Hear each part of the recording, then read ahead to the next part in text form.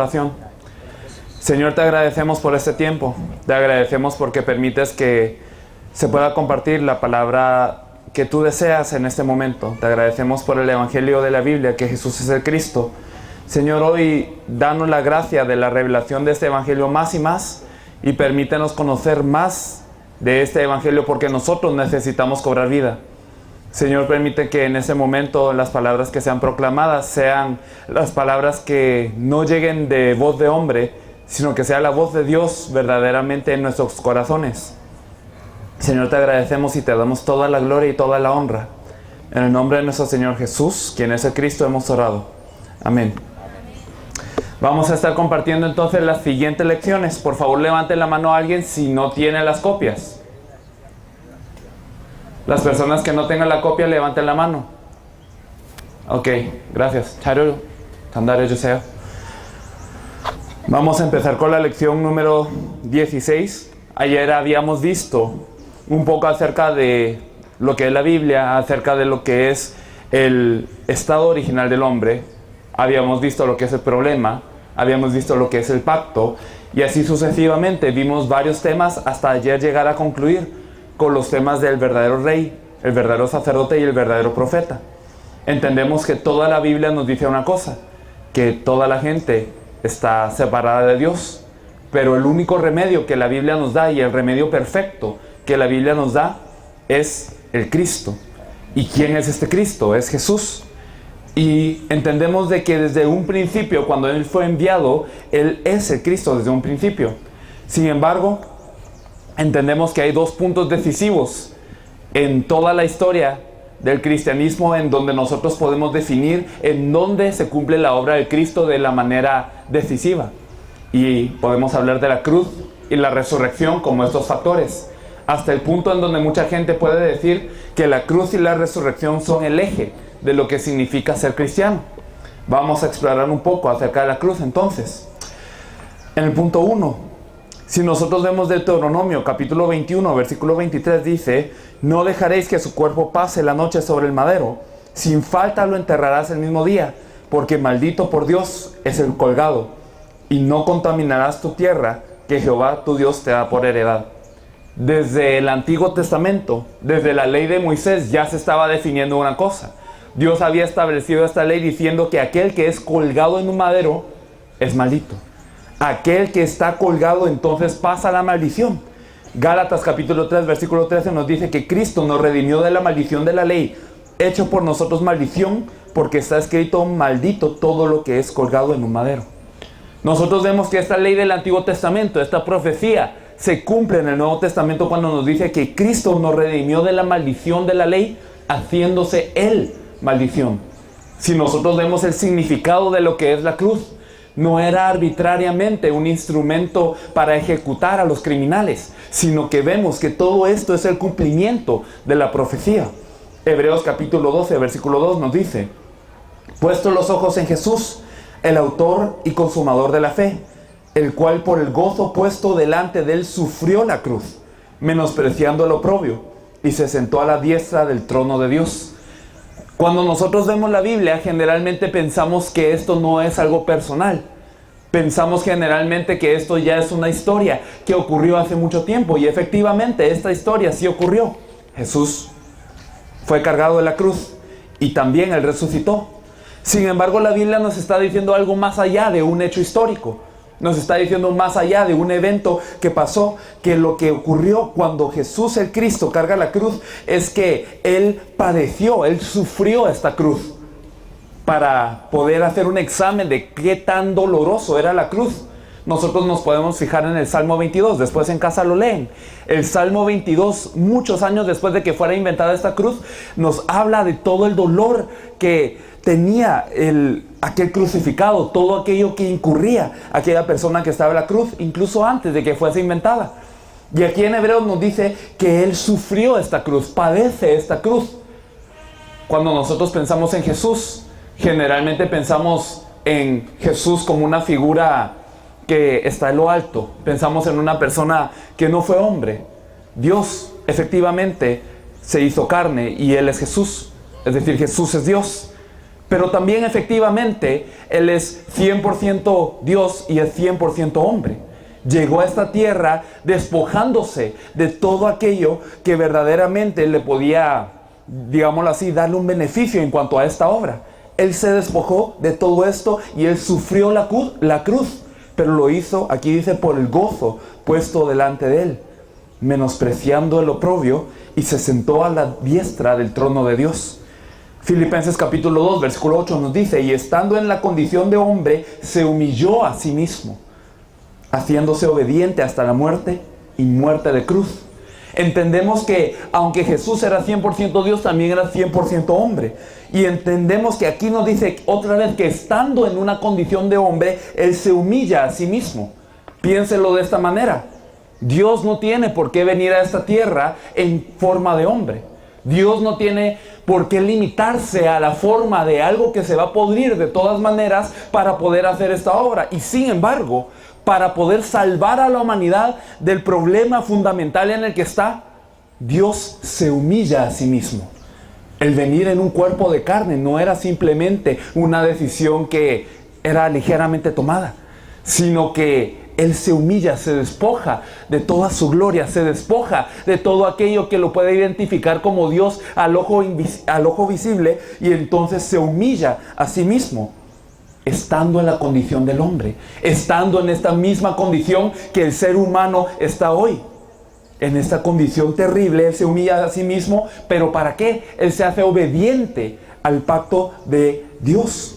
Él se hace obediente a este plan de Dios para poder rescatar al ser humano. Y todo esto lo hace, se humilla, Él sufre la cruz. Todo esto que está profetizado, Dios mismo permite que esto sea parte de la ley para que luego se cumpla, para que Él mismo tenga que ser humillado. ¿Pero por qué? Por el pecado que nosotros tenemos. Primera de Corintios capítulo 15, versículo 3 nos dice: porque primeramente os he enseñado lo que asimismo recibí, que Cristo murió por nuestros pecados conforme a las Escrituras.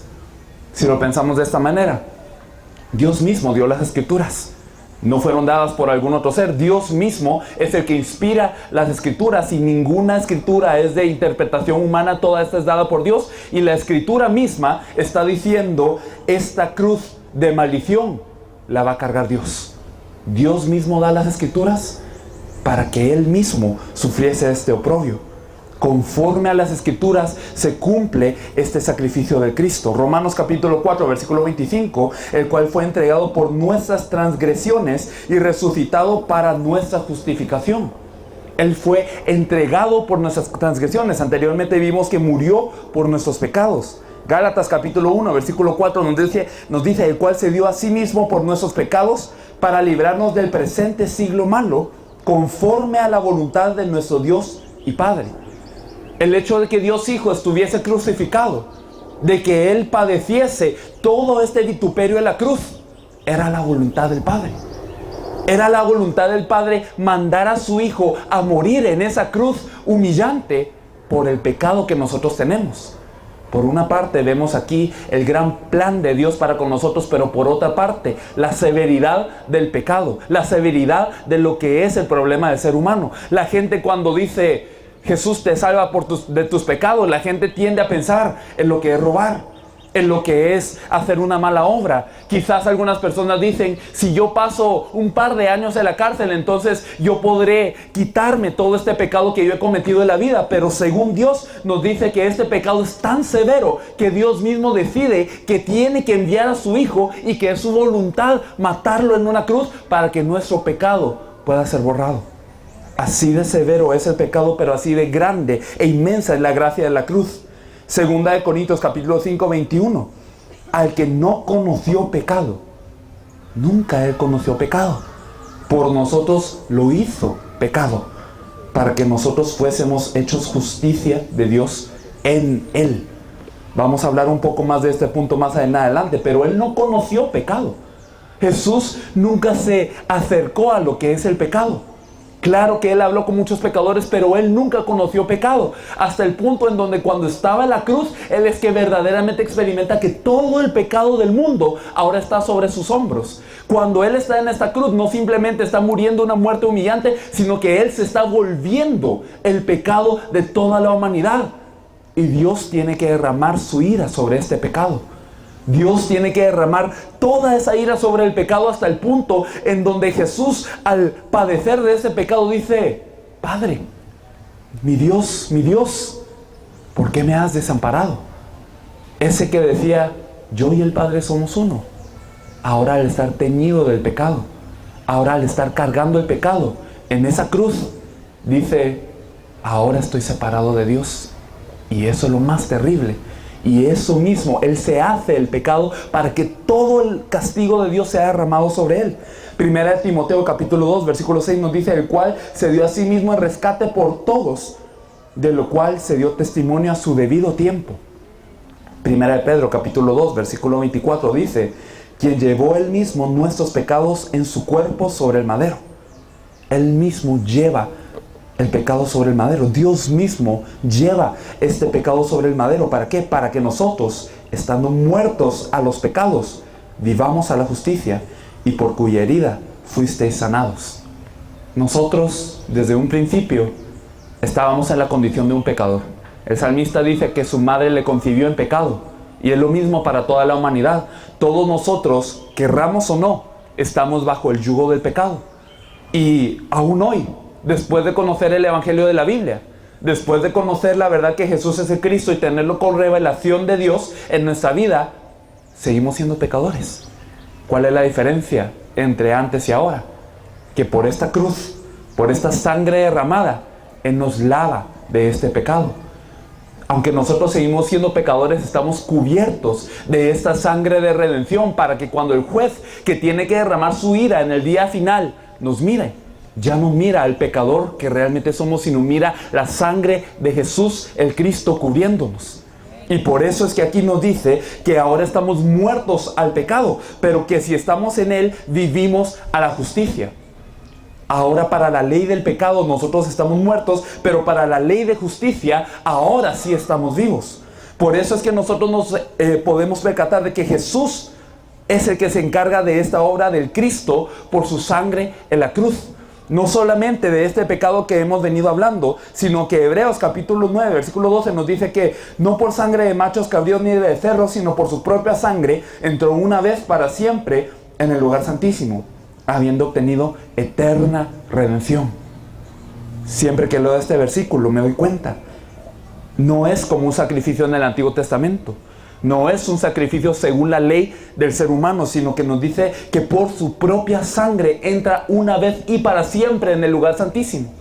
Él nos da un acceso al lugar santísimo, que es en donde verdaderamente nos encontramos con Dios. Y esa cruz verdaderamente nos da una eterna redención. No es una redención que se quita cuando nosotros nos hemos comportado mal. No es una redención que se quita cuando nosotros hemos hecho errores, sino que esta cruz de Jesús como el Cristo da una redención eterna. Una gota de la sangre de Jesús, el Cristo, puede expiar todos los pecados de toda la humanidad, pasados, presentes y futuros, de una vez, eternamente y perfectamente. Piensen en estas palabras: de una vez. No necesitamos ya una cruz adicional. Necesitamos solamente esta cruz que cargó Jesús el Cristo. Fue hecho eternamente. Todo el pecado de toda la eternidad, cuando nos aferramos a esta cruz, queda eternamente resuelto y de una manera perfecta. No es una resolución parcial. No es que nos esté dando el chance para poder redimir nuestros pecados con nuestras fuerzas, sino es una redención perfecta, porque la sangre de Dios mismo fue derramada en esa cruz. Así de grande es el misterio de la cruz. Por eso Hebreos capítulo 10, versículo 19 y 20 nos dice: así que, hermanos, teniendo libertad para entrar en el lugar santísimo por la sangre de Jesús Cristo. Otras versiones dicen teniendo osadía. Aunque nosotros seguimos siendo débiles, tenemos osadía, tenemos atrevimiento, tenemos libertad para estar con Dios. Por la sangre de Jesús Cristo, por el camino nuevo y vivo que Él nos abrió a través del velo, esto es de su carne. Sobre la cruz, Él se desgarra. Sobre la cruz, Él es partido.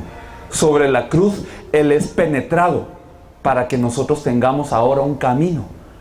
Esa carne que Él partió representa el velo, la pared que nos separaba de Dios, y ahora por su carne partida nosotros tenemos un acceso libre. Nos podemos atrever a presentarnos ante Dios, porque Él cargó la cruz de esta forma.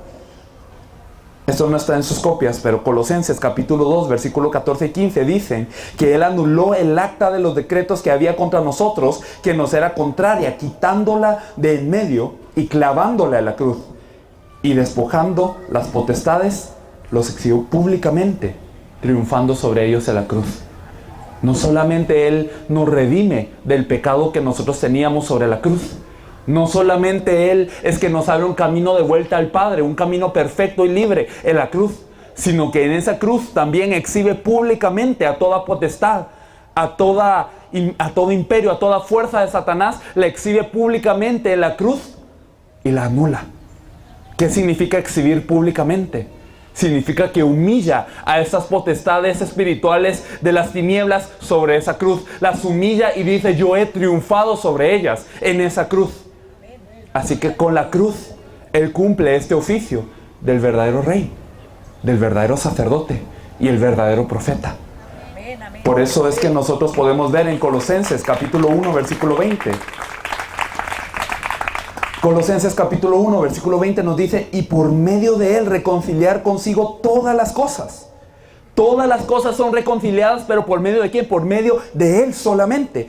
Así las que están en la tierra como las que están en los cielos, haciendo la paz mediante la sangre de su cruz. Aunque nosotros éramos enemigos de Dios, aunque nosotros éramos oponentes de Dios, aún siendo pecadores, Cristo muere en la cruz por nosotros. Romanos por eso dice, capítulo 8, versículo del 3 al 4, porque lo que era imposible para la ley, por cuanto era débil por la carne, Dios, enviando a su Hijo en semejanza de carne de pecado, y a causa del pecado, condenó al pecado de la carne, para que la justicia de la ley se cumpliese en nosotros, que no andamos conforme a la carne, sino conforme al Espíritu. ¿Cómo así? ¿Qué quiere decir este versículo? El versículo 3 nos dice, porque lo que era imposible para la ley. Si se acuerdan de la ley del Antiguo Testamento, habían tantas condiciones que las personas tenían que cumplir para estar bien ante Dios. No tenían que pecar, no tenían que ellos estar en un estado de inmundicia. Ellos tenían que sacrificar, ellos tenían que guardar las fiestas, ellos tenían que guardar esta ley, tenían que guardar la otra ley, tenían que presentarse inmaculados ante Dios, pero el presentarse inmaculado representaba guardar una serie de cosas, una lista de leyes que nos dice aquí que era imposible. Que era imposible para el ser humano. Con la ley no se podía alcanzar la salvación. Con la ley era imposible porque la carne era débil. Porque nosotros no somos perfectos. Porque nosotros no podemos llegar a este nivel. Y entonces se requiere de algo más. Es que la salvación, es que el estar con Dios no es algo que podamos alcanzar humanamente, con nuestros propios esfuerzos. No se trata simplemente de comportarse un poco mejor que los demás o ayudar a las demás personas un poco mejor que los demás. Todo esto es relativo. Yo le haría la pregunta a aquellos que dicen que uno puede ser salvo por obras. A los católicos, por ejemplo, yo le diría: ¿cuántas buenas obras usted tiene que hacer para ser salvo? ¿Qué tan bien usted se tiene que comportar para ser salvo? Dígame cuál es el criterio, cuál es el estándar. ¿Cuántas veces usted tiene que orar? ¿Cuántas veces usted tiene que ayunar? ¿Cuántas veces tiene que hacer todo esto? Y la respuesta es que con estas cosas no se puede llegar a la salvación, porque queda tan lejos que con la fuerza humana no se puede llegar. Y Jesús decía, Mateo 5:20, esto no está en sus copias, pero dice: si vuestra justicia no fuere mayor que la de los escribas y fariseos, no entraréis en el reino de los cielos. Jesús decía: si vuestra justicia no fuera mayor que la de los escribas y los fariseos. ¿Y quiénes eran los escribas y los fariseos? Eran los que más amaban a Dios. Eran los que más se dedicaban a Dios. Toda su vida la invertían en la escritura. Toda su vida la invertían en cumplir la ley de Dios. Y aún así Jesús dice: su justicia tiene que ser mayor que esa. ¿Cómo puede ser su justicia mayor que esa? A la de los representantes de la ley. ¿Cómo uno va a llegar a ese nivel? La carne es débil. y para la ley, imposible. Esa es la conclusión a la que nosotros podemos llegar viendo toda la ley de Dios. Pero lo que era imposible para la ley, por cuanto era débil por la carne, Dios, enviando a su Hijo en semejanza de carne y pecado, a causa del pecado, condenó al pecado de la carne. Cuando Dios envía a su Hijo, ¿qué es lo que hace? Él lo envía en semejanza de carne de pecado. ¿Para qué? Para que ese pecado mismo sea condenado en Él. Y nos dice que para que la justicia de la ley se cumpliese en nosotros. Es decir, para que esta justicia que viene por una ley, pero que es imposible para nosotros alcanzar, esta justicia ahora nos es dada a nosotros. Hechos capítulo 2, versículo 36. Sepa pues, ciertísimamente toda la casa de Israel, que a este Jesús, a quien vosotros crucificasteis, Dios le ha hecho Señor y Cristo. Este Jesús que fue crucificado, no otro Jesús. Este Jesús que fue crucificado, porque era importante que fuera crucificado. No solamente era una parte de las profecías, sino en ese momento de la cruz se está culminando todo aquello que tenía que ser cumplido. Todo el problema fundamental del ser humano, de Satanás, el pecado y la separación de Dios, iba a ser culminado allí en la cruz. Y por eso es que Pedro está diciendo, ese Jesús que fue crucificado por ustedes, por esa cruz, porque Él cumplió, porque Él menospreció el oprobio, pero por el gozo que estaba por delante de Él, Él lo padeció. Ese Jesús, ese Dios le ha hecho Señor y Cristo. Porque verdaderamente con esa cruz es que se resolvía el problema. Hechos capítulo 4, versículo 10. Sean notorios a todos vosotros y a todo el pueblo de Israel, que en el nombre de Jesús Cristo de Nazaret, a quien vosotros crucificasteis y a quien Dios resucitó de los muertos, por Él, este hombre está en vuestra presencia sano. Cuando se había sanado en la puerta llamada La Hermosa, este cojo, entonces, ¿qué es lo que Pedro predica cuando le es dada la oportunidad de glorificar el nombre de Dios? Él está diciendo, no es por nuestra fuerza, sino Él está diciendo que este Jesús Cristo de Nazaret que fue crucificado, Dios le resucitó de los muertos, y Él es la respuesta contundente a todo problema del ser humano. Él es la respuesta, y esta cruz juega este papel importante, porque en esa cruz es que Él padece por el pecado del ser humano. En esa cruz es que Él humilla públicamente a todas las potestades, y sobre esa cruz es que Él es partido para abrirnos un camino al Padre. Por eso es que nosotros entendemos que la cruz no solamente es un símbolo. Él padeció todo esto. Dios se humilló a sí mismo por esto. Por eso es que nosotros podemos ver. Primera de Corintios capítulo 1, versículo 18 dice, porque la palabra de la cruz es locura a los que se pierden, pero a los que se salvan, esto es, a nosotros, es poder de Dios. Nosotros sabemos que los judíos esperaban a un Cristo exaltado. Esperaban a un Cristo que era alto, esperaban a un Cristo que viniera de realeza, que viniera con manos de hierro a poder quebrantar el imperio romano sobre ellos. Ellos esperaban a un Cristo que se viera más blanco que la nieve, a un Cristo que verdaderamente fuera altísimo, que fuera más allá de ellos. Y por eso les parece locura que la gente diga que el Cristo era un carpintero que había crecido en Nazaret, que toda la gente había visto, que no tenía buen parecer. Y entonces la gente le parece, ¿cómo aquel que era de Nazaret, cómo este hombre tan humilde, y no solamente humilde, sino que fue maldito en la cruz? Porque todo aquel que era colgado en un madero era maldito. ¿Cómo este ser maldito va a ser Dios? Es locura para los judíos. ¿Cómo es que el Salvador del mundo, cómo es que Dios mismo se va a despojar de todo esto y se va a colgar en esta maldición? Por eso el evangelio es locura para muchos. Pero para los que se salvan, esto es poder de Dios. Por eso Pablo decía, Pablo confesaba acerca de esto. Pues me propuse no saber entre vosotros cosa alguna, sino a Jesús Cristo y a este crucificado. Primera de Corintios capítulo 2:1 lo dice. Pero ¿por qué es que Pablo lo expresaba de esta manera? ¿Por qué a los corintios le decía, yo me propuse a no saber nada más? Es que mi teología, eso no pesó. Es que mis estudios, mi experiencia, mi linaje como buen judío, todo eso no pesa.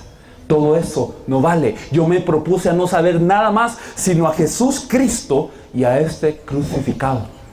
Yo quiero participar del padecimiento de Él. Yo quiero participar de la cruz de Él. Yo quiero saber verdaderamente lo que Él tuvo que pasar. Yo quiero conocer más de esta cruz.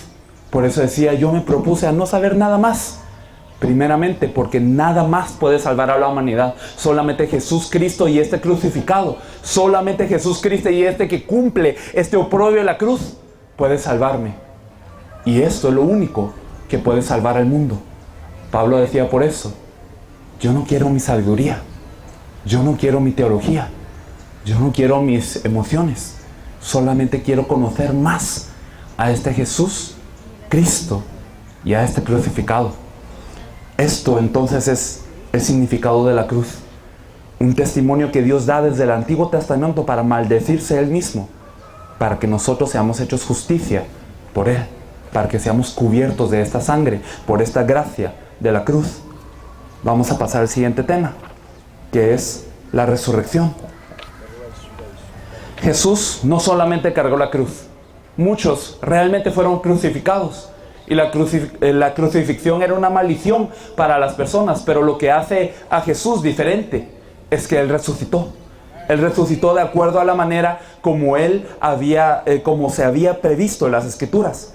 Juan capítulo 11 versículo 25 dice: le dijo Jesús, yo soy la resurrección y la vida.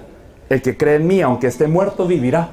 Cuando Jesús habla de Él mismo, Él está diciendo, yo soy esa resurrección, yo soy esa vida. Apocalipsis capítulo 1, versículo 18 dice, y el que vivo y estuve muerto, mas he aquí que vivo por los siglos de los siglos. Amén. Y tengo las llaves de la muerte y del Hades. Este Jesús Cristo, por medio de su resurrección, no solamente quiere decir que Él ha cobrado vida una vez más, sino que dice, yo tengo las llaves de la muerte y del Hades. Yo ahora me he enseñoreado sobre la muerte y yo he vencido la muerte y vivo por los siglos de los siglos. Esta resurrección no es una resurrección cualquiera. Primera de Corintios capítulo 15, versículo 4 nos dice, y que fue sepultado y que resucitó al tercer día conforme a las Escrituras. Esta resurrección también estaba en las Escrituras. No solamente Él tenía que cargar la cruz, sino tenía que resucitar conforme a las Escrituras, y cumpliendo esas Escrituras se demuestra que Él es el Cristo. Pero esta resurrección no es una resurrección como la que nosotros vemos comúnmente hoy en las personas. Hoy muchas personas que ocasionan milagros dicen que ellos pueden resucitar a la gente. Que la gente que en un momento había sido considerada muerta médicamente, entonces vive. Pero la resurrección es diferente. Esta resurrección de la que habla Jesús es diferente. Lázaro, por ejemplo, dice la Biblia que él vivió de nuevo. Dice la Biblia que resucitó. Pero su resurrección es diferente a la de Jesús, porque Lázaro vuelve a morir.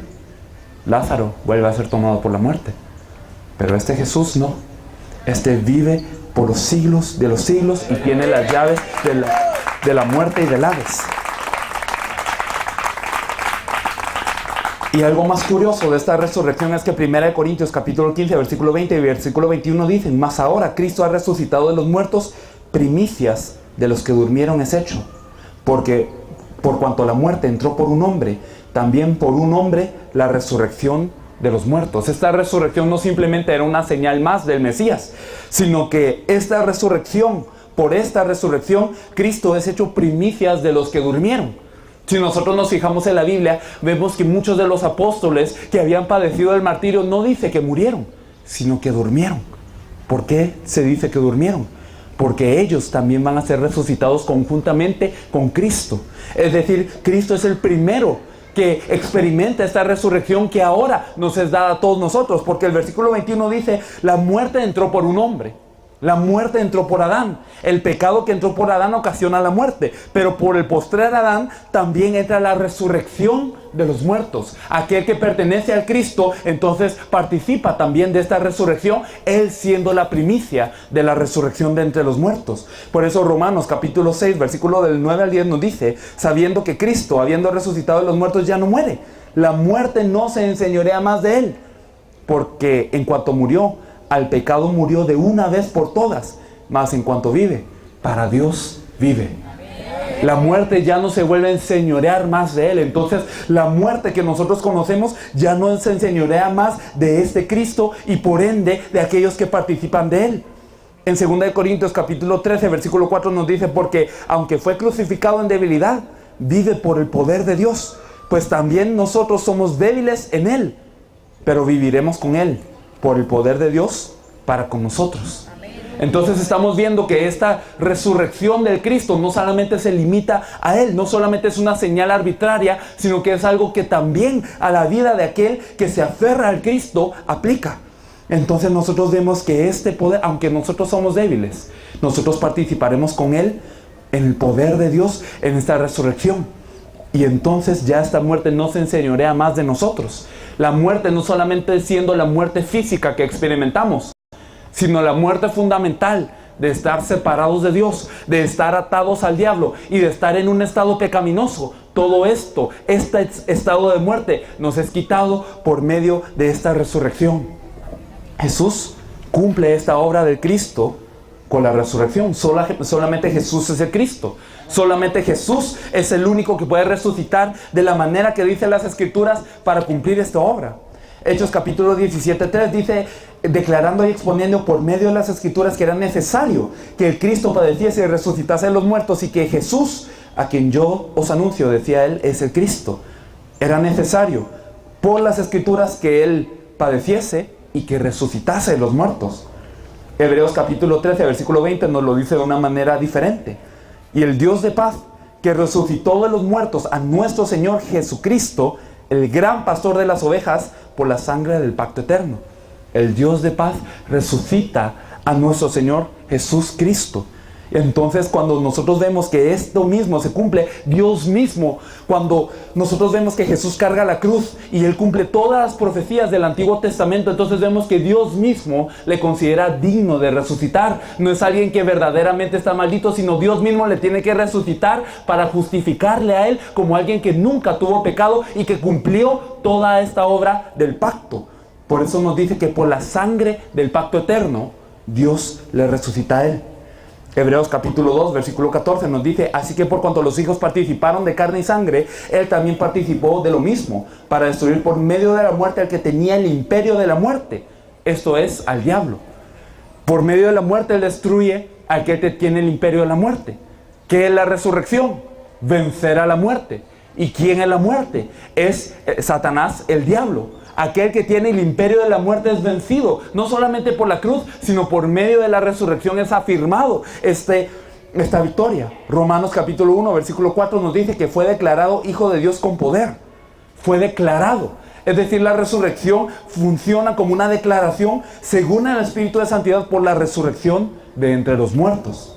Hebreos capítulo 7, versículos 16 y 17. No constituido conforme a la ley del mandamiento acerca de la descendencia, sino según el poder de una vida indestructible, pues se da testimonio de él. Tú eres sacerdote para siempre, según el orden de Melquisedec. Entonces vemos que no era una ley que venía desde la descendencia, lo cual había obrado en el Cristo, sino era un poder de vida indestructible. Esto es algo que le da resurrección y esto es el poder que ahora opera sobre nosotros. Primera de Corintios capítulo 15, versículos 17 y 19 dice: y si Cristo no resucitó, vuestra fe es vana. Si Cristo no resucitó, no sirve que creamos. Aún estáis en vuestros pecados. ¿Por qué? Si el Cristo no resucitó, ¿por qué es que estamos aún en nuestros pecados? Porque si este Cristo carga la cruz, aún cumpliendo todo esto, pero no resucita, quiere decir que Dios no le considera digno de vindicación. Quiere decir que Dios no considera que toda esta obra de Cristo haya sido suficiente para salvar a la humanidad y no le resucita. Y entonces seguimos en nuestros pecados. Entonces, también los que durmieron en Cristo perecieron. Porque si nosotros estamos así, si el Cristo no resucita, entonces no solamente nosotros estamos en pecado, sino todos aquellos que ponen su confianza en el Cristo tampoco estaban libres de su pecado, y entonces en su muerte también están en un lugar de crujir de dientes y de llanto. Si en esta vida solamente esperamos en Cristo, somos los más dignos de conmiseración de todos los hombres. Si verdaderamente no podemos creer en la resurrección de este Cristo. No el hecho histórico, sino que lo que representa la resurrección de Cristo para la vida del ser humano. Si no podemos creer en esto, entonces verdaderamente somos los más dignos de conmiseración. En otras palabras, somos los que más dan lástima si no podemos creer en esta verdad de que el Cristo ha resucitado. La cruz y la resurrección son hechos históricos. Nadie los puede negar. Son hechos comprobados. Pero no por creer en un hecho histórico es que cobramos vida. No por creer que esto forma parte de la historia cobramos vida. Sino que nosotros debemos de creer el significado de Dios que está dentro de la cruz y está dentro de la resurrección. Por medio de esta resurrección, entonces nosotros entendemos que toda esta obra de Cristo es verídica y que es válida para nuestras vidas. Dios proclama que Jesús es el Cristo. Él declara a Jesús como Hijo de Dios con poder de la resurrección. ¿Para qué? Para demostrarnos que Él sí verdaderamente es el Cristo. Él sí verdaderamente es aquel que resuelve todo el problema del ser humano. Y nos lo declara para que lo sepamos claramente. Por eso, si en esta vida solamente esperamos en Cristo, si esperamos simplemente en esta vida, en este estado de carne, en este Cristo nada más, somos dignos de conmiseración. ¿Cómo así? Vamos a leer los siguientes versículos. Hay unas bendiciones que nos son dadas con la resurrección. Hechos capítulo 17, versículo 31. Por cuanto ha establecido un día en el cual juzgará al mundo con justicia, por aquel varón a quien designó, dando fe a todos con haberle levantado de los muertos. Va a haber un día de juicio. Y ese día de juicio, pues va a ser un día en donde todos tengamos que comparecer. Pero ¿qué es lo que pasa? Aquel varón a que él era designado, él es aquel a quien nos podemos aferrar, él es a quien nos podemos aferrar. ¿Por qué? Porque verdaderamente Dios da la fe de que con este varón nosotros nos podemos aferrar. Con este varón verdaderamente sí nosotros podemos poner nuestra confianza. ¿Por qué? Porque Él da fe a todos. O sea, es una prueba evidente para todos, habiéndole levantado para los muertos. En otras palabras, la resurrección es una evidencia para Dios de la obra de Cristo. Romanos capítulo 4, versículo 25 nos dice: el cual fue entregado por nuestras transgresiones y resucitado para nuestra justificación. No solamente la cruz fue para que nosotros fuésemos hechos justicia, sino que por la resurrección nosotros somos justificados. No que la justicia sea nuestra, no que la justicia sea por algo que hayamos hecho, sino que somos hechos justos. Somos construidos, somos considerados justos por esta cruz. Romanos 5, del 9 al 10 nos dice: pues mucho más, estando ya justificados en su sangre, por él seremos salvos de la ira. Porque si siendo enemigos fuimos reconciliados con Dios por la muerte de su Hijo, mucho más, estando reconciliados, seremos salvos por su vida. Romanos capítulo 8, versículo 11. Y si el espíritu de aquel que levantó a los muertos a Jesús mora en vosotros, el que le levantó de los muertos a Cristo Jesús vivificará también vuestros cuerpos mortales por su espíritu que mora en vosotros. Claramente esto está hablando de una resurrección postrera también, pero ese Jesús mora en nosotros. Cuando hemos creído que Jesús es de Cristo, ese Jesús mora en nosotros, y el poder de Dios que le ha resucitado de los muertos también mora en nosotros. Quiere decir que cuando nosotros conocemos que Jesús es el Cristo, este poder empieza a actuar en nuestras vidas y empieza a actuar de tal manera que nosotros vamos siendo perfeccionados por el Espíritu Santo, vamos siendo vivificados, vamos cobrando vida por medio del Evangelio. ¿Y qué es cobrar vida? Es resucitar dentro de este estado de muerte, de separación de Dios. Y cada vez que escuchamos el Evangelio, cada vez que este Evangelio es aclarado en nosotros, cada vez que disfrutamos de esta bendición de Jesús, el Cristo en nuestras vidas, somos vivificados. Amén, amén. 2 Corintios 4, 14. Sabiendo que el que resucitó al Señor Jesús, a nosotros también nos resucitará con Jesús y nos presentará juntamente con vosotros. Hay una resurrección en el día postrero. Colosenses capítulo 2, versículo 12 y 13. Sepultados con Él en el bautismo, en el cual fuisteis también resucitados con Él, mediante la fe en el poder de Dios que le levantó de los muertos, y a vosotros, estando muertos en pecados y en la incircuncisión de vuestra carne, os dio vida juntamente con Él, perdonándoos todos los pecados. Cuando hablamos del bautismo, estamos hablando de que nosotros morimos a nosotros mismos. Somos colgados en esa cruz, así como Él, pero también somos resucitados juntamente con Él.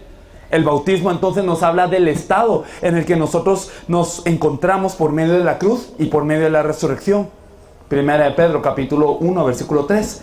Bendito el Dios y Padre de nuestro Señor Jesucristo, que según su grande misericordia nos hizo renacer para una esperanza viva, por la resurrección de Jesucristo de los muertos. Primera de Pedro capítulo 1 versículo 21, y mediante el cual creéis en Dios, quien le resucitó de los muertos y le ha dado gloria, para que vuestra fe y esperanza sean en Dios. Este poder de la resurrección entonces obra dentro de nosotros. ¿Por qué? Para que nosotros podamos tener una esperanza viva, para que nuestra fe y esperanza no sean en esta tierra, no sean en las cosas de este mundo, sino que ahora nuestra mirada es puesta en Dios, en esto que va a venir, en la venida postrera de este que estamos esperando. Es decir, ahora por medio de la resurrección tenemos vida. Antes estábamos muertos, separados de Dios. Ahora que nosotros nos encontramos con Dios, tenemos vida. Tenemos vida ahora y vamos a tener vida en ese día de la resurrección, en ese día del encuentro con Dios. Vamos a ser presentados justos. ¿Por qué? Porque hubo uno que fue la primicia de esta resurrección. Y ese es el varón a quien Dios designó para dar fe a todos, habiéndole levantado de los muertos. Amén. La lección 18.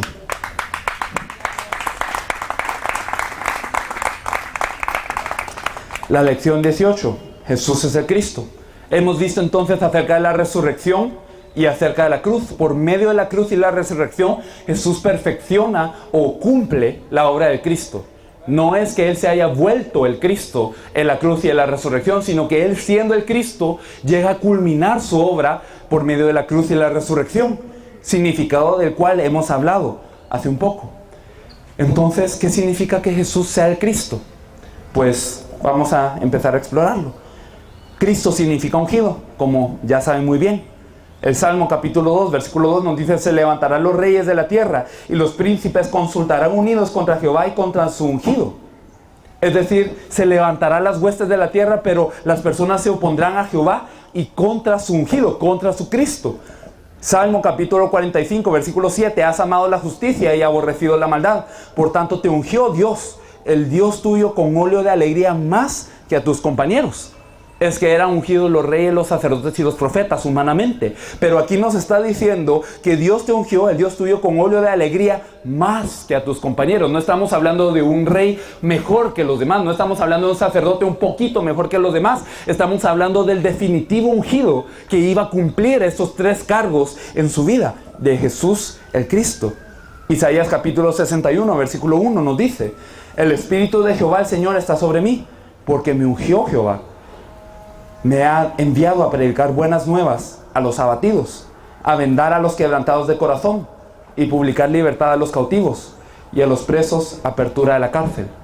Jesús mismo utiliza estos versículos para contestarle a los discípulos de Juan el Bautista, cuando ellos mandan a preguntar: ¿eres tú o esperamos a otro? ¿Eres tú el Cristo? ¿Eres tú el Mesías? ¿O esperamos a otro? Pero Jesús contesta: esto es lo que está pasando en lo que yo estoy haciendo. Verdaderamente yo soy este ungido de Dios. Daniel capítulo 9, versículo 24 dice: 70 semanas están determinadas sobre tu pueblo y sobre tu santa ciudad, para terminar la prevaricación y poner fin al pecado y expiar la iniquidad, para traer la justicia perdurable y sellar la visión y la profecía y ungir al santo de los santos.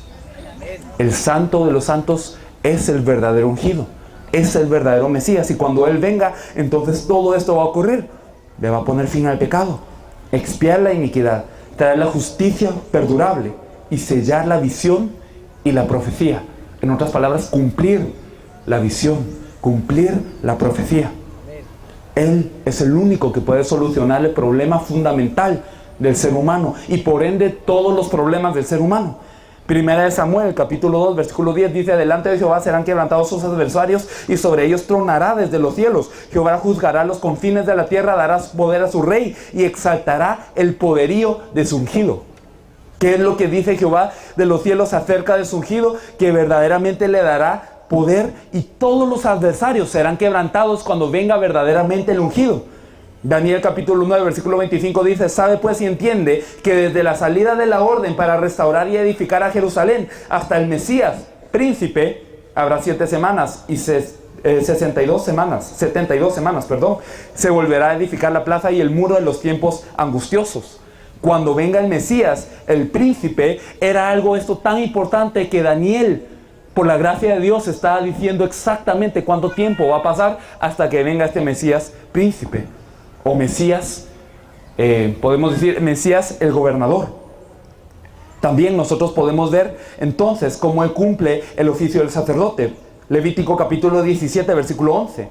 Porque la vida de la carne en la sangre está, y yo os la he dado para hacer expiación sobre el altar por vuestras almas, y la misma sangre hará expiación de la persona. Se necesitaba de sangre para expiar el pecado, un no pecador para morir por el pecador.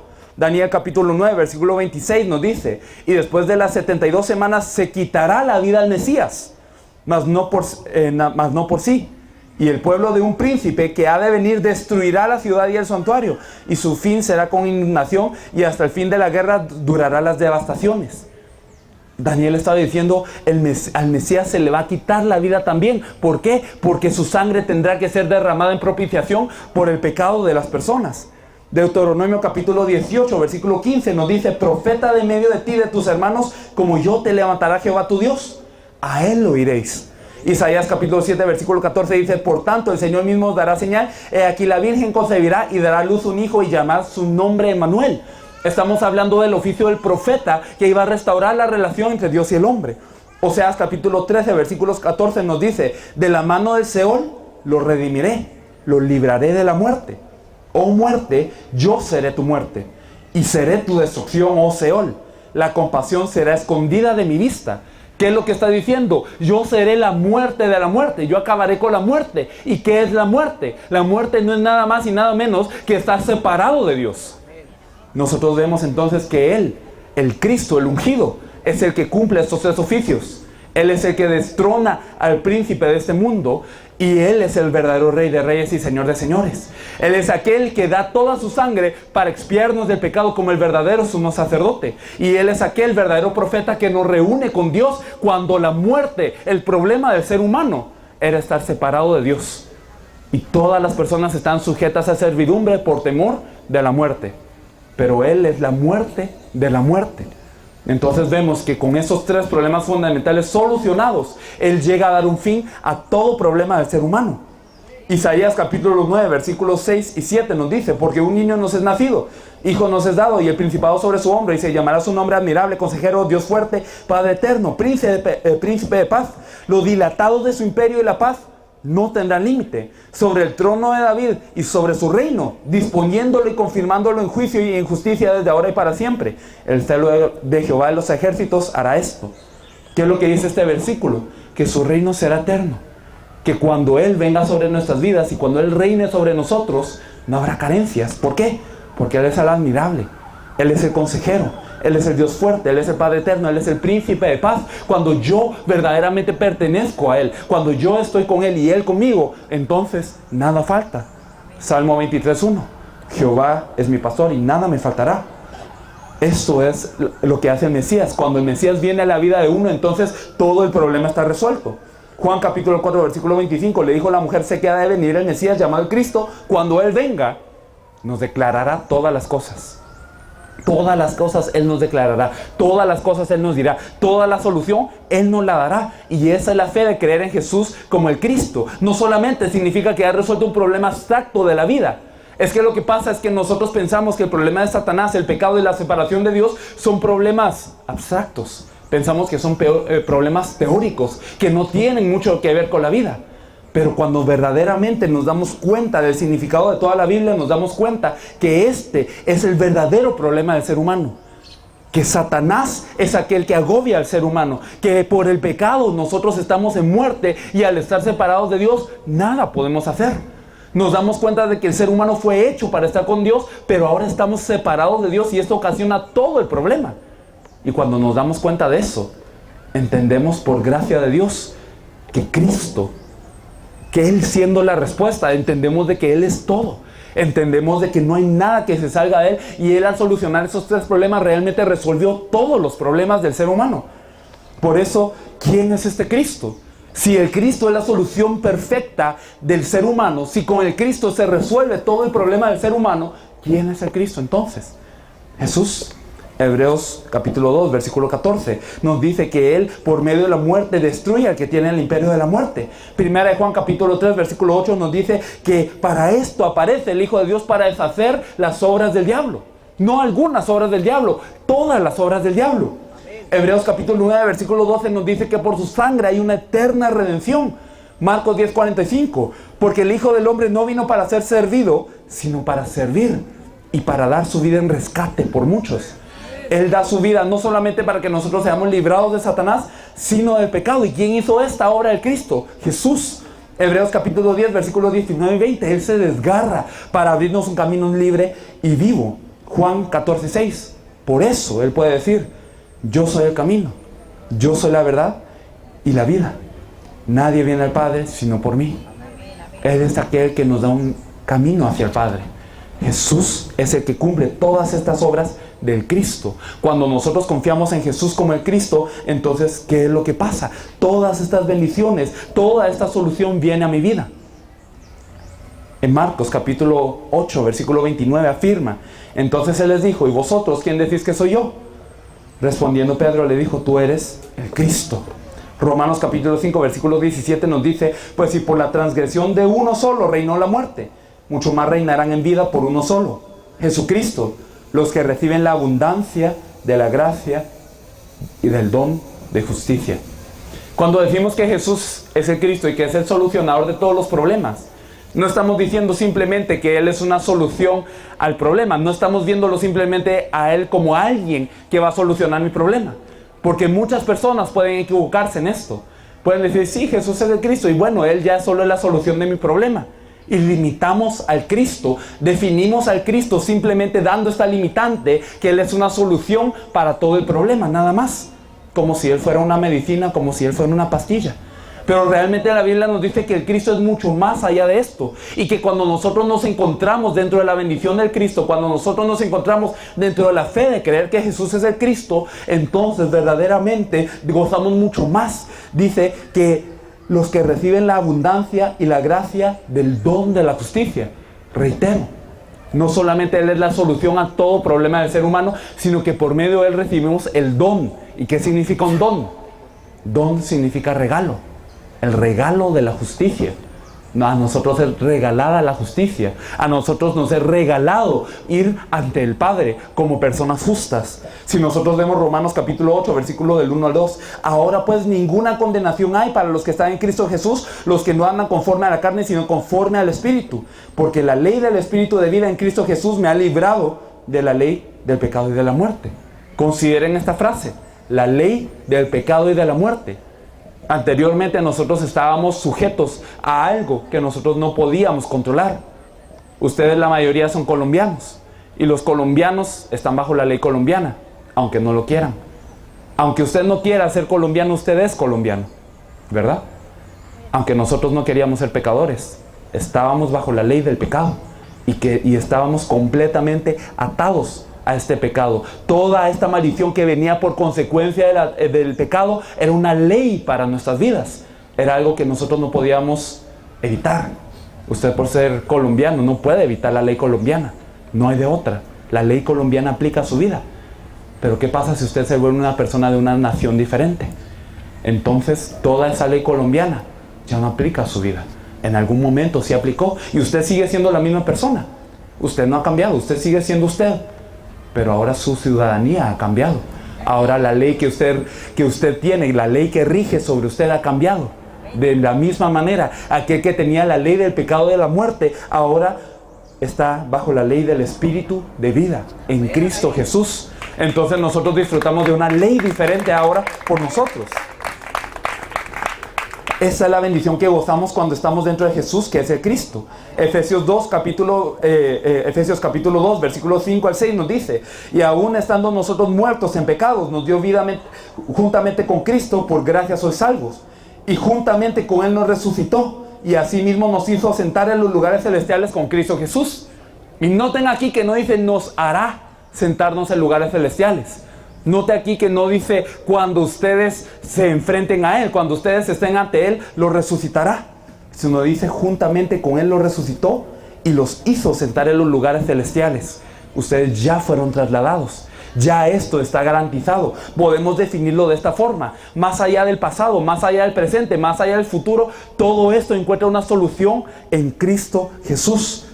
Ya tenemos este lugar celestial garantizado. Cristo Jesús es más que una solución a un problema. Verdaderamente, Él es que nosotros nos gozamos con Dios. Él es el acceso a tenerlo todo en la vida por medio de Dios. Todas las cosas por eso están reunidas en Cristo Jesús. Cuando decimos que Jesús es el Cristo, no simplemente estamos dando una respuesta genérica al problema. Estamos diciendo que todo se contiene en Cristo. Él es el alfa y Él es el omega, Él es el principio y Él es el fin. Por eso es que me gustaría terminar leyendo un versículo nada más. Algo que no está aquí en sus copias, pero vamos a leer Efesios capítulo 1. Con esto ya concluimos. Gracias. Efesios capítulo 1.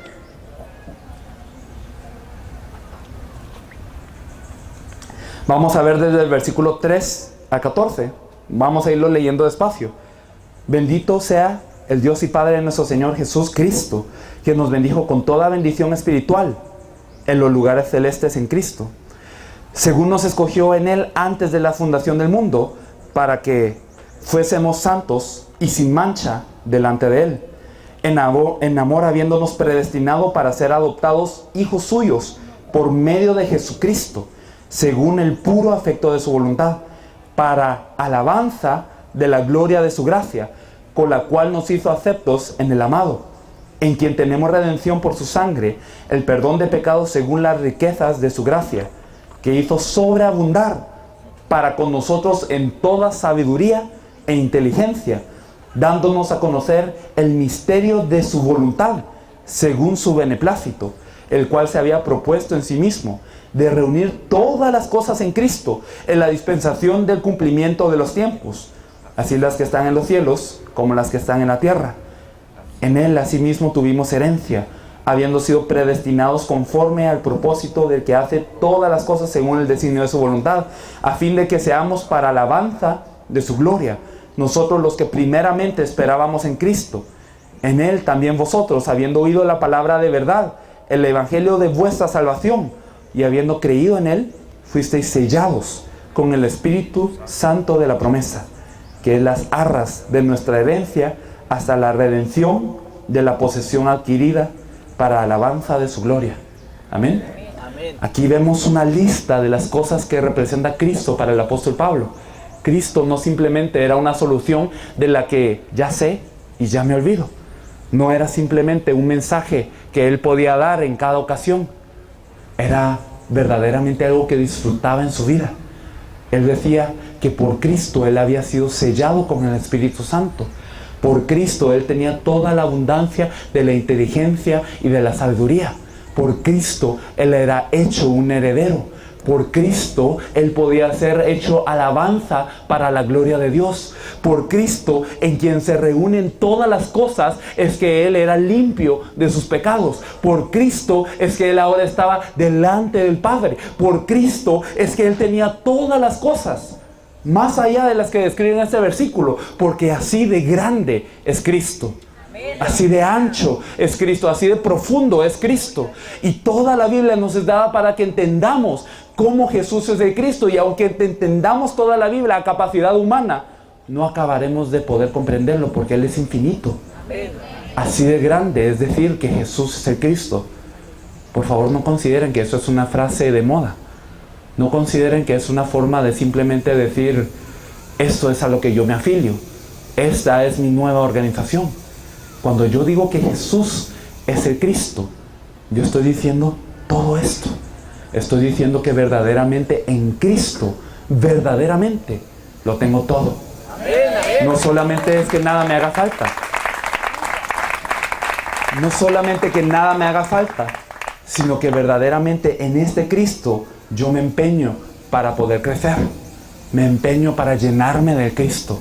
Yo necesito al Cristo todos los días de mi vida, porque yo sé que soy un pecador y todos los días yo cometo un pecado, pero por medio de su cruz que Él padeció y Él aguantó por el gozo puesto delante de Él, por medio de su resurrección, que es la prueba de Dios diciendo, esta sí es la evidencia que te puede salvar. Por medio de eso, verdaderamente yo tengo vida. Y entonces yo tengo que saber que Jesús, el Cristo, es todo eso que representa para mí. Es el todo. Y ese es el único mensaje que me puede salvar a mí. Cuando estoy diciendo que profundicemos dentro del Evangelio, no es simplemente para que yo pueda compartir mejor a los demás.